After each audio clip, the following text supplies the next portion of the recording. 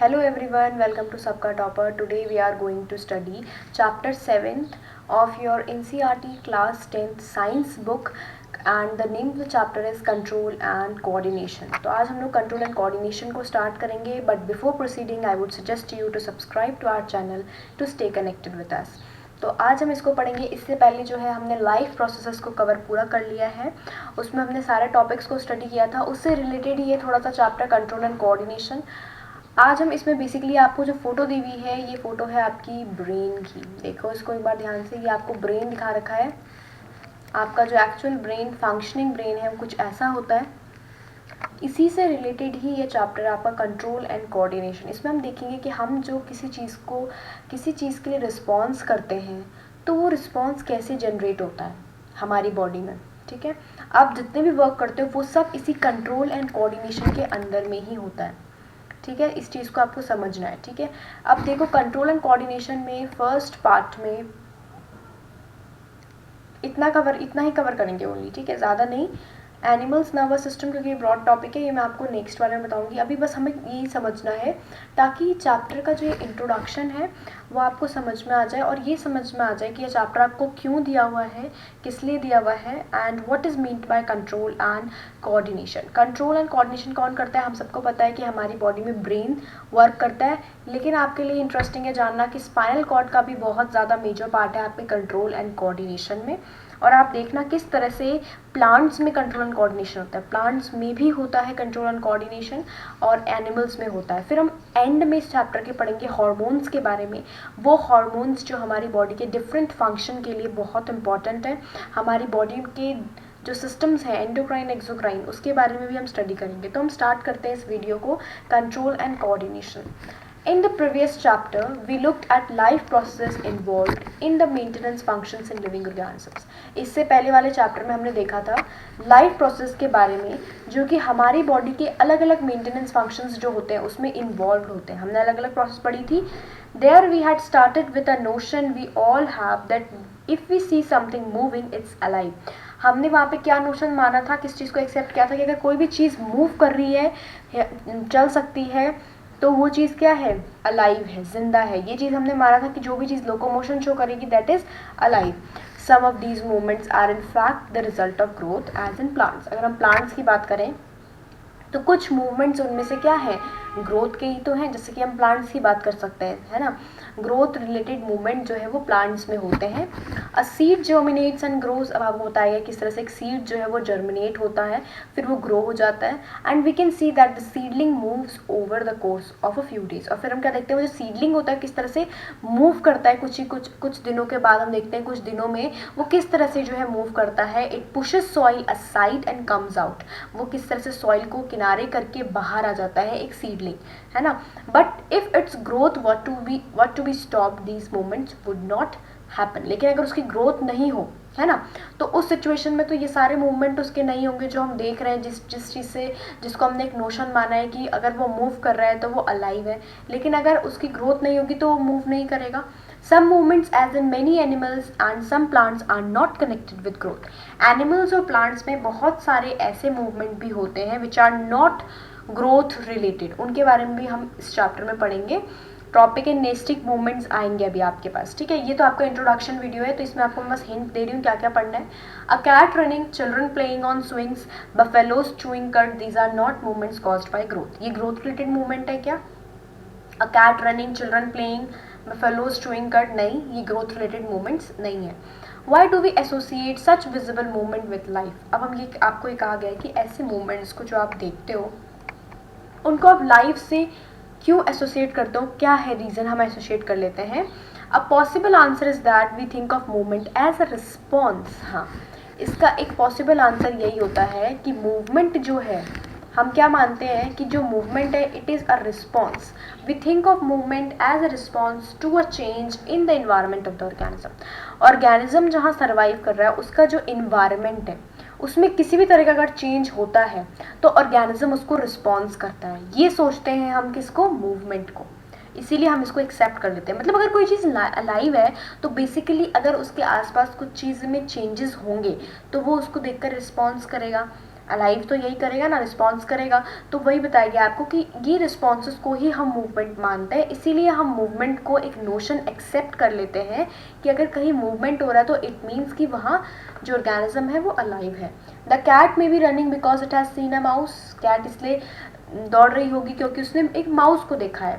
Not only that, we also think of movement as an attempt by living organisms to use changes in the environment to their advantage. आपको भी बताया गया कि first thing तो आपको बताया गया कि it is a response. Second thing आपको ये बताया गया कि मूवमेंट को हम ये मानते हैं कि एक ऑर्गेनिज्म का वो एक अटेम्प्ट है, एक कोशिश है कि जो भी चेंजेस हुए उसके एनवायरमेंट में उसको वो अपने एडवांटेज के लिए यूज़ करें। ये भी हम उसको मानते हैं मूवमेंट को। सेकेंड थिंग आपको क्या बताया गया है कि to use changes in their environment to their advantage. Plants grow out into the sunshine, plants जो है हमेशा सनशाइन में ही ग्रो करते हैं।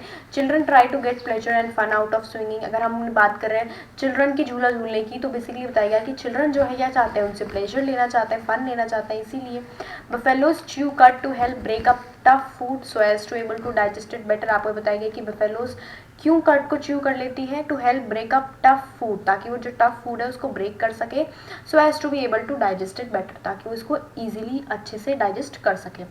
When bright light is focused on our eyes or when we touch a hot object, we detect the change and respond to it with movement in order to protect ourselves.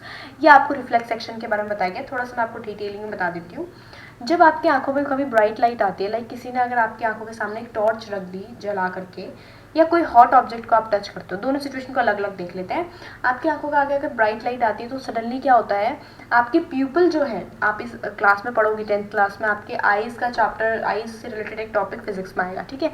तो आपका जो pupal है वो short हो जाता है bright light के आने पर, और जब लाइट नहीं रहती, जब आप डार्क एरिया में जाते हो तो वो प्यूपल का साइज इंक्रीज हो जाता है। वो इसीलिए होता है, वो अकोमोडेशन है आपकी आंखों की, ताकि आपको easily proper amount of light जो है वो आपकी आईज के अंदर जा सके। तो ये जो एक्चुअली ये जो सडन चेंज है, ये एक सडन चेंज है हमारी बॉडी का। ये तो आपका जो ये वाला चेंज है ये आपका इनवॉलेंट्री है ना। लेकिन जो चेंज यहाँ पर मैं बता रही हूँ आपको, सडन चेंज जो बता रही हूँ मैं आपको, रिफ्लेक्स एक्शन, वो कुछ और है। जब आपका ब्राइट लाइट आता है आंखों में, ये जो मैंने आपको प्यूपल के बारे में बताया है, ये आप फिजिक्स में पढ़ना, डिटेल में आपको बताया हुआ है वहाँ पर, ठीक है। तो यहाँ पर तो आप इसको छोड़ दो, यहाँ पर मैं जो बात बता रही हूँ उसको ध्यान देना। जो आपका मैं स्पाइनल कॉर्ड के बारे में बता रही हूँ, जब ब्राइट लाइट आंखों पर आती है तो हम सडनली आंखों को ब्लिंक करते हैं। कभी आपने नोटिस किया है, जब आपकी आंखों के सामने कोई टॉर्च रख देता है तो आप सडनली अपनी आंखों को ब्लिंक कर लेते हो। तो ये जो सडन ब्लिंकिंग है आपकी आंखों की, ये आप सोच कर तो नहीं करते, ये बहुत ही जल्दी हो जाती है, सेकंड्स भी नहीं लगते इसमें। तो ये क्यों हो जाती है, क्योंकि हमारी बॉडी में पूरा कंट्रोल एंड कोऑर्डिनेशन है, हमारी बॉडी हमें प्रोटेक्ट करने के लिए ऐसा करती है, ठीक है। ये रिस्पॉन्स जो स्टिमुलाई को कंडक्ट होता है, ये स्टिमुलाई मतलब जो भी सडन चेंज होता है हमारे सराउंडिंग में जिससे ऑर्गेनिज्म रिस्पॉन्ड करता है, जिसके अगेंस्ट, दैट इज स्टिमुलाई। तो इस स्टिमुलस के अगेंस्ट जो है हमारी आंखें इस तरह से रिस्पॉन्स करती है। और ये सारे रिस्पॉन्सेज जो हमारे स्पाइनल कॉर्ड, ब्रेन भी इन्वॉल्व होता है उसमें, लेकिन स्पाइनल कॉर्ड के थ्रू होती है क्योंकि टाइम जो है वो कम लगे। तो स्पाइनल कॉर्ड भी आपका वर्क करती है कंट्रोल एंड कोऑर्डिनेशन में।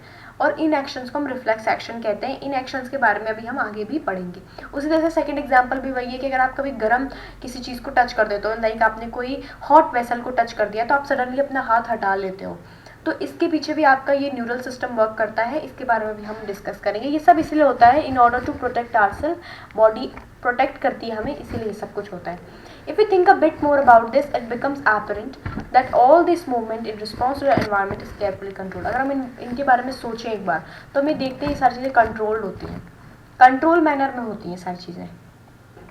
Each kind of a change in the environment evokes an appropriate movement in response. कोई भी चेंज अगर एनवायरनमेंट में होता है, कोई भी स्टिमुलस है, स्टिमुलाई है, तो उसके अगेंस्ट में जो है एक एप्रोप्रिएट मूवमेंट होता है रिस्पॉन्स का, ठीक है। मतलब जो चीज़ हो रही है उसके अगेंस्ट एक प्रॉपर रिस्पॉन्स जो हमारी बॉडी देती है। ऐसा नहीं कि कुछ भी रिस्पॉन्स आ रहा है, बिल्कुल प्रॉपर रिस्पॉन्स होता है। उस टाइम जो हमें प्रोटेक्ट कर सकता है, सेव कर सकता है, उस तरह का रिस्पॉन्स जो है हमारी बॉडी जनरेट करती है। When we want to talk to our friends in class we whisper rather than shouting loudly. आपको बताया गया है कि जब आप किसी फ्रेंड से बात करो क्लास में तो यू विल विस्पर, है ना, तेज तेज तो नहीं चिल्लाओगे, लाउडली तो शाउट नहीं करने लग जाओगे। तो ये एक रिस्पॉन्स आपको बताइए कैसे आपने कंडीशंस को देखते हुए रिस्पॉन्स किया है। Clearly the movement to be made depends on the event that is triggering it. तो वो इवेंट यानी कि वही कंडीशंस उस पर डिपेंड करता है कि क्या मूवमेंट बनेगा, उस पर डिपेंड वो चीज़ें जो इवेंट उसको ट्रिगर कर रही हैं उन चीज़ों पर वो चीज़ें डिपेंड करती हैं। Therefore such control movement must be connected to the recognition of various events in the environment। अब ये सारे मूवमेंट्स जो हैं इससे कनेक्ट होने चाहिए इवेंट्स से, है ना, कि इवेंट्स को आप पहले प्रॉपरली जो है समझो, फेमिलियर हो बॉडी आपकी, उसके बाद उसका जो है मूवमेंट हो, followed by only the correct movement in response, और उसका करेक्ट मूवमेंट ही रिस्पॉन्स में आए। In other words living organisms must use systems. आपको बताया गया है कि अगर आप दूसरे शब्दों में समझो तो लिविंग ऑर्गेनिजम्स जो है उनके पास सिस्टम्स होने चाहिए दैट कुड प्रोवाइड, है ना, प्रोवाइडिंग कंट्रोल एंड कोऑर्डिनेशन। तो that could provide them control and coordination, ऐसा प्रॉपर एक सिस्टम होना चाहिए, है ना, और वो आपका नर्वस सिस्टम है, ठीक है, जो आपको कंट्रोल एंड कोऑर्डिनेशन प्रोवाइड करता है। In keeping with the general principles of body organisation in multicellular organisms. अब हम आपने ये चीज़ पढ़ी हुई है कि हमारी बॉडी जो है मल्टीसेलुलर ऑर्गेनिजम्स में बॉडी ऑर्गेनाइजेशन प्रेजेंट होता है, डिवीजन ऑफ लेबर प्रेजेंट होता है। तो ये जनरल प्रिंसिपल है हमारी बॉडी का। Specialised tissues are used to provide these control coordination activities. तो हमारी बॉडी में स्पेशलाइज्ड टिश्यूज होते हैं, प्रॉपर टिश्यूज होते हैं जो कंट्रोल एंड कोऑर्डिनेशन को प्रोवाइड करते हैं हमारी बॉडी में, क्योंकि हमारी जो बॉडी है मल्टीसेलुलर ऑर्गेनिजम्स की, उनमें बॉडी डिफ्रेंशिएशन होता है, हमने पढ़ा है इसको, ठीक है। ये आपका पूरा इंट्रोडक्शन हो गया इस चैप्टर का कि क्या क्या चीज़ें आपने इस चैप्टर में पढ़नी है। मुझे ऐसा लग रहा है कि तुम्हें एक ओवरव्यू मिल गया होगा कि इस चैप्टर में क्या क्या चीज़ें कवर करनी है, क्या क्या पढ़ना है, and it is very interesting chapter, और पहले से पढ़ा हुआ भी है बहुत कुछ इसमें, ठीक है। तो इसमें बिल्कुल भी घबराना मत, ये चैप्टर ईजी है, ठीक है। और मैं बस ये कहूँगी कि चैनल को सब्सक्राइब कर दो ताकि हम भी मोटिवेटेड रहें, अच्छा कंटेंट जो है वो प्रोवाइड तुम्हें करते रहें, और वीडियो को लाइक भी कर देना, और साथ ही साथ में जो है अपना कमेंट ज़रूर बताओ कि वीडियोस कैसी लग रही हैं, ठीक है, और क्या मॉडिफिकेशन हो सकता है उसके रिगार्डिंग अगर कोई सजेशन है तो वो भी ज़रूर दो, ठीक है। Thanks for watching.